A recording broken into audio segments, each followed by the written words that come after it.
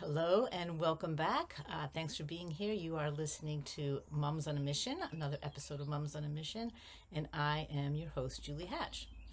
And so far, I've been talking about traditional Chinese medicine and the elements that sort of describe a child's personality and temperament and where their behavior comes from and such. So today, I am going to move on to the fourth element, which is metal, the metal element. And as I had said before, there is, I don't know if you're familiar with yin and yang. There's the yang extreme and there's the yin extreme. And wood and fire are up in the yang end of the spectrum. Earth is kind of in the middle, and now metal and water, the last two elements to talk about, are more on the yin, more the yin end of the spectrum. So today, talking about metal, if you have a child who is all stubborn or inflexible or not so, maybe argumentative, not so much, but stubborn, inflexible, and likes things a certain way, they are a metal child. Typically, metal kids are, they thrive on routine, predictability, and structure. That is what keeps them in their happy place. If they know what to expect, and if they have a routine that they follow, and they love routine. They don't need things to be changed up. They don't like things to be changed up. They need a routine, predictability, and structure in their environment. They tend to be organized people. They tend to like puzzles and logical problems. They learn through puzzles and logic and patterns. They are detail oriented, and they like to get it right.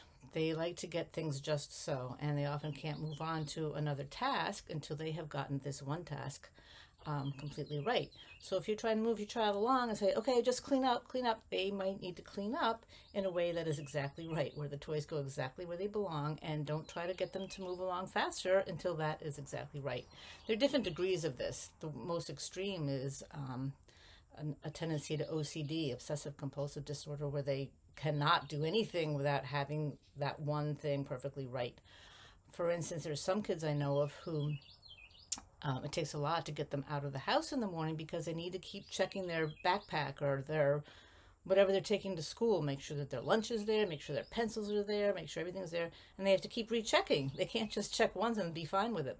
They need to keep rechecking, and it's hard for them to get out the door until they feel in their head that, okay, everything is there, everything I need is there. They are that detail oriented. They're perfectionists. They need things to be exactly right the way they are.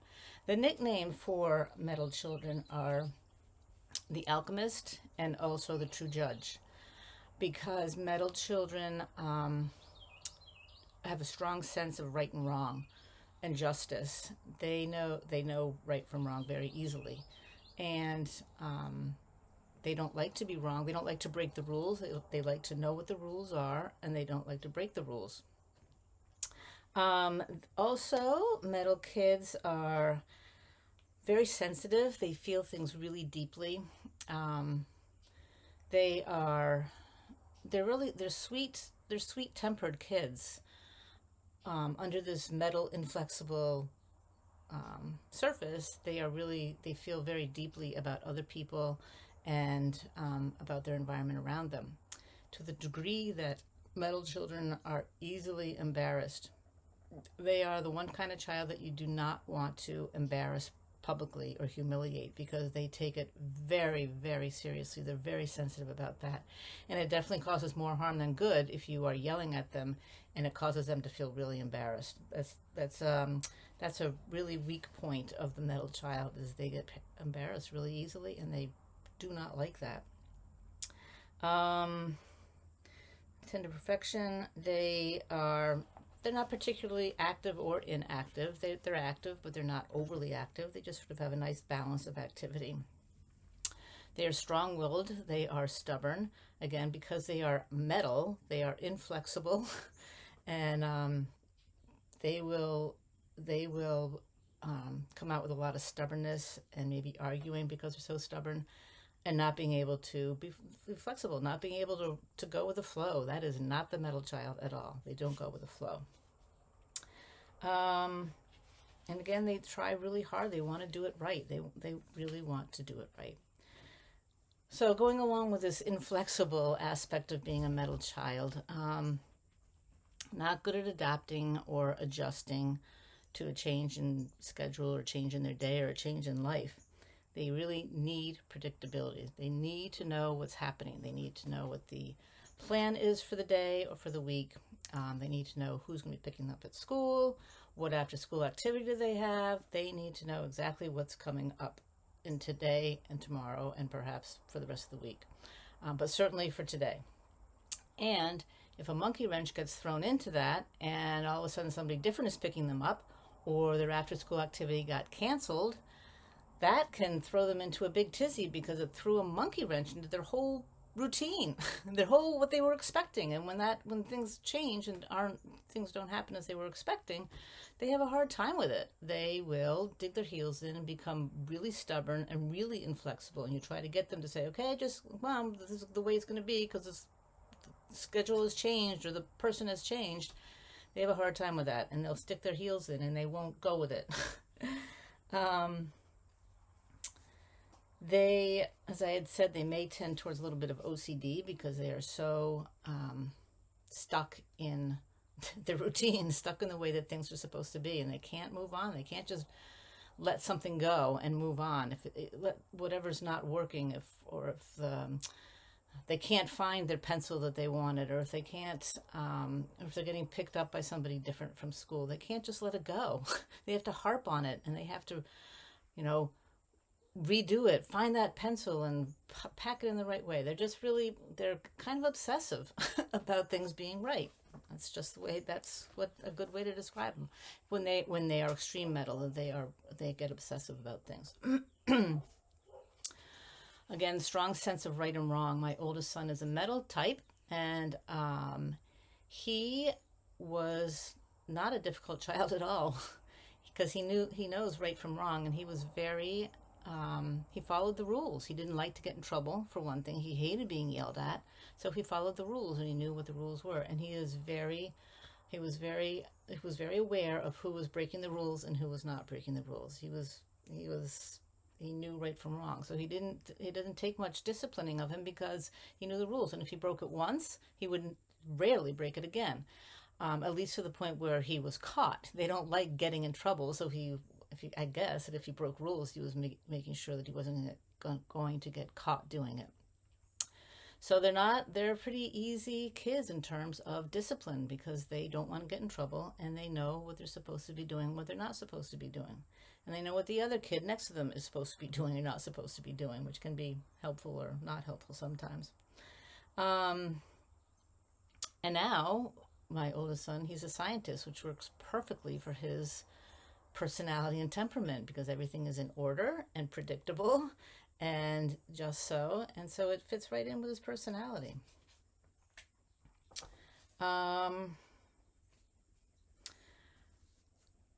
The other thing that with metal kids, the humiliation thing, if you yell at them and they get embarrassed, especially in front of other kids, is really detrimental to them.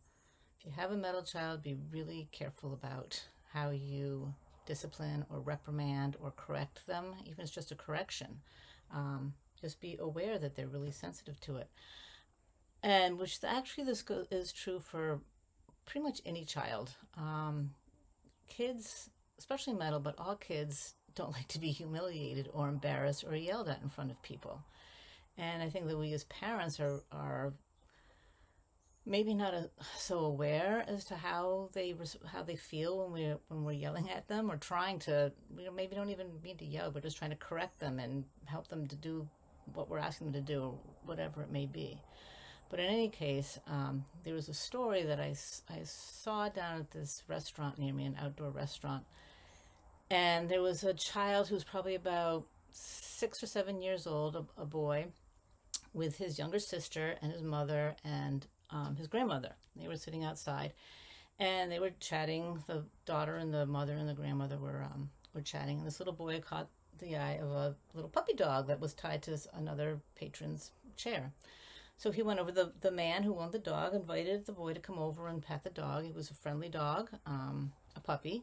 So the boy went over and was just talking with the dog and petting it, and seemingly out of the blue, the mother marched over and grabbed the boy by the arm and was saying something to him that was obviously very hurtful, and was reprimanding him, and she was really mad at him and pulled him back to the table.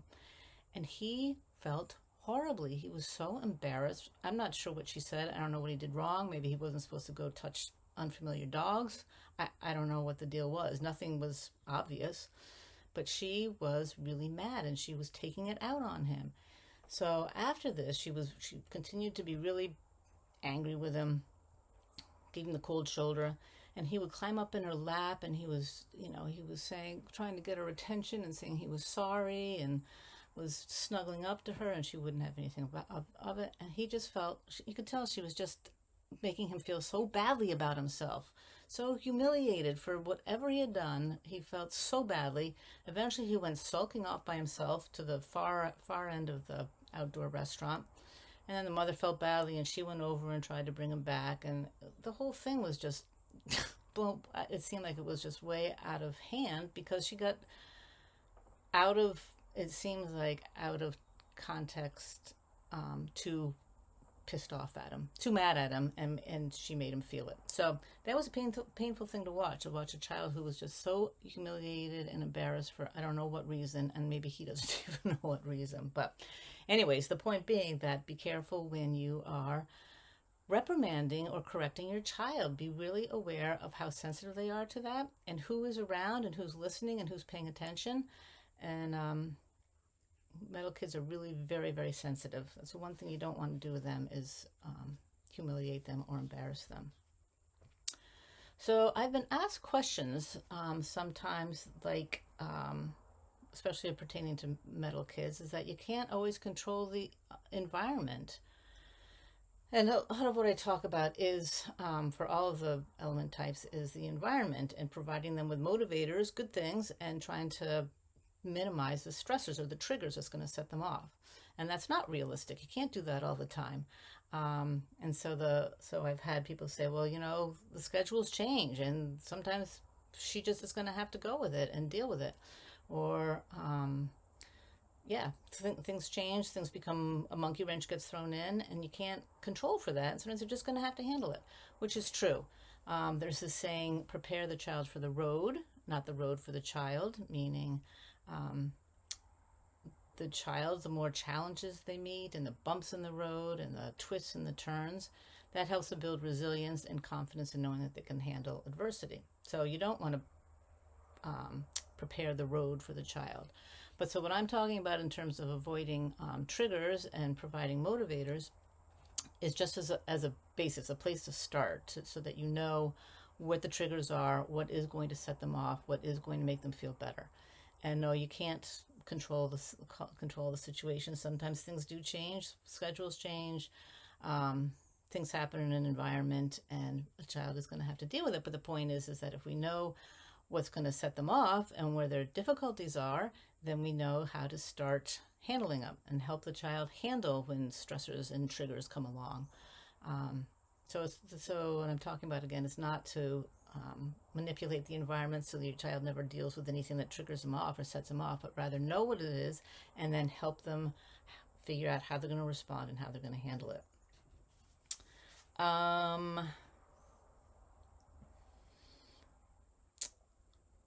So as far as more on metal children, their stress, or their motivators, what they absolutely love is predictability, structure, routine. So they are the perfect kids to set out their clothes the night before, plan what the day is going to be, have everything all packed up and ready to go, and be really organized. They need organization. They do not do well in an environment of chaos or confusion or disorganization, which a lot of houses, especially if there's more than one child, there's a lot of usually disorganization and chaos in a home. But the middle child should be able to have his space of organization where he knows where everything is. Middle kids are the kind of kids who like to line things up, whether it's like little cars or rocks on the beach or sticks or anything. They like to line them up and have things in order. They also, so what they don't like, obviously, is the chaos and the disorganization. And when that happens, they put their heels, like dig their heels in, and they refuse to give an inch. They need things to be the way they want them to be. And it's not a matter of what they want them to be. It's just what's going on in their head. They can only handle things in order and structure. And when things fall out of that, then things are not right in their head, and they have a hard time handling it. Puzzles, they like to play with puzzles. Logical things, as they get older, they like logical problems. A lot of them are good in math and science because of the logic behind it. And so middle children are sweet. They are actually pretty easy to raise because they know right from wrong. But they can also be really obstinate and stubborn and will argue their point until the cows come home if they believe that they're right. And usually a lot of the times they are right, and they'll make sure that you know that they're right. So be prepared for arguments in their favor if they really believe that they're right, and for some inflexibility and not being able to go with the flow and roll with it. That's the way that they are, and so our job is to help them figure out how to navigate through those times of upset and unpredictability and thrown out of routine. Okay, so that is it. Thank you for listening to this episode. What you can do is you can subscribe to the show. You can write us a review, give us a rating and write us a review. That would be great. Share this episode with a friend. Connect with me on Facebook or Instagram. Send a message. Stay connected. And I'll see you next episode.